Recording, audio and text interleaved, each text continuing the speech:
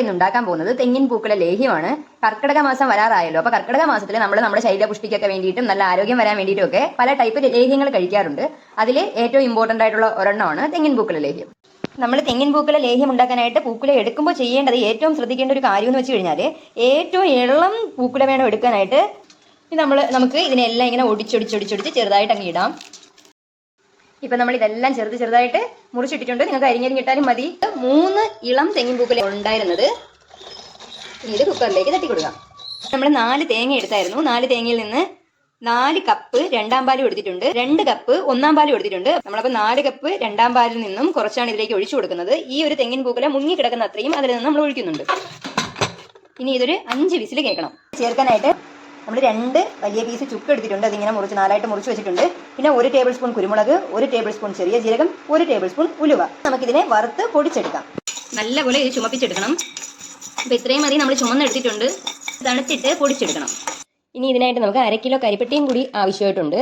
1/2 kilo കരിപ്പെട്ടി എടുത്തിട്ട് അതിൽ 1 cup വെള്ളവും കൂടെ ഒഴിച്ച് നമ്മൾ തിളപ്പിച്ച് ഉരുക്കിയെടുക്കുക. എന്നിട്ട് അതിനെ അരിച്ചെടുക്കണം.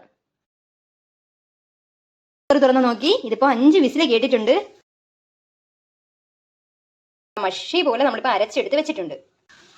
നമ്മളിപ്പോൾ അരിപ്പൊടി ഒരു 3 ടേബിൾ സ്പൂൺ എടുക്കുകയാണ്. ഇനി നമ്മൾ മാറ്റി വെച്ചിരുന്ന ഒന്നാം പാലില്ലേ, അതാണ് നമ്മൾ ഇനി ചേർത്ത് കൊടുക്കുന്നത്. 1 കപ്പ് ഒന്നാം പാല് നമ്മളിപ്പോൾ ചേർത്ത് കൊടുത്തു. എന്നിട്ട് ഇത് നല്ലപോലെ മിക്സ് ചെയ്തെടുക്കുക. അരിപ്പൊടി നല്ലപോലെ കട്ട ഇല്ലാണ്ട് വരണം. പോലെ ഇല്ലാണ്ട് നമ്മളത് ഉടച്ചെടുത്തിട്ടുണ്ട്. ഇപ്പം നമ്മൾ തീ കത്തിച്ചിട്ടില്ല. നമുക്ക് ചട്ടി അടുപ്പത്ത് വെച്ചിട്ട് നമുക്ക് അതിലേക്ക് ആദ്യം നെയ്യ് ഒഴിച്ചു കൊടുക്കാം. നമ്മൾ അരച്ച് വെച്ച പൂക്കുലയും കൂടി തട്ടും. നമ്മൾ തീ കത്തിച്ചിട്ടില്ലേ ഈ ഒരു സമയത്തൊന്നും. ഇത് നല്ലപോലെ മിക്സ് ചെയ്ത് കൊടുക്കണം. ഇപ്പം നമ്മൾ തീ കത്തിച്ചു കൊടുത്തിട്ടുണ്ട്. മീഡിയത്തിനും ലോയ്ക്കും ഇടയിലായിട്ടാണ് നമ്മളിപ്പം തീ വെച്ച് കൊടുത്തിരിക്കുന്നത്. നമുക്ക് 1 ടീസ്പൂൺ മഞ്ഞൾപ്പൊടിയും കൂടി ഇതിലേക്ക് ചേർത്ത് കൊടുക്കാം. ഈ ഒരു സമയം നമുക്ക് ബാക്കി വന്ന രണ്ടാം പാല് നമുക്ക് ചേർത്ത് കൊടുക്കാം. ഇതിലേക്ക് അരിച്ചു മാറ്റി വെച്ച കരിപ്പെട്ടി ഒഴിച്ചു കൊടുക്കാം. നമ്മളിപ്പോൾ കുറച്ചതിൻ്റെ കൂടെ തന്നെ ഒരു 1/2 ടീസ്പൂൺ ഉപ്പും കൂടി നമ്മളിപ്പോൾ ചേർത്ത് കൊടുക്കുന്നുണ്ട്. നമ്മൾ ഇതിലേക്ക് പൊടിച്ച് മാറ്റി വെച്ച നമ്മുടെ ജീരകവും ഉലുവയും ഒക്കെ തട്ടി കൊടുക്കാം. ഇതും നല്ലപോലെ മിക്സ് ചെയ്തെടുക്കണം. സമയം നമുക്കിതിലേക്ക് ഇനി അരിപ്പൊടിയും ഒന്നാം പാലുമായിട്ട് നമ്മൾ കലക്കി വെച്ചിട്ടില്ലേ, അതിനെ നമുക്ക് ഒഴിച്ചു കൊടുക്കാം.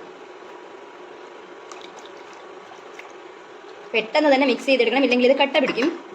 ബാക്കിയുള്ള ഒന്നാം പാലും കൂടി ഇതിലേക്ക് ചേർത്ത് കൊടുക്കാം. ഇത് നല്ലപോലെ വറ്റി വരണ്ട് വരണം. പക്ഷേ നെയ്യെല്ലാം എന്താ തെളിഞ്ഞ് വന്നിരിക്കുകയാണ്. ഇതാണ് നമ്മൾ ഈ ഒരു പരുവത്തിൽ നിർത്തുകയാണ്. തണുക്കുമ്പം കുറച്ചും കൂടി കട്ടിയാവും. നമ്മുടെ പൂക്കുല ലേഹ്യം റെഡി. അപ്പോൾ ഇത് തണുത്ത് കഴിഞ്ഞപ്പോഴേക്കും ഇതിൻ്റെ കളറും മാറി നല്ല കട്ടിയും ആയിട്ടുണ്ട്. ഡെയിലി 2 സ്പൂൺ വെച്ച് നമുക്ക് കഴിക്കാം. രാവിലെ 1 സ്പൂൺ, വൈകിട്ട് 1 സ്പൂൺ ആയിട്ട് നമുക്ക് കഴിക്കാം.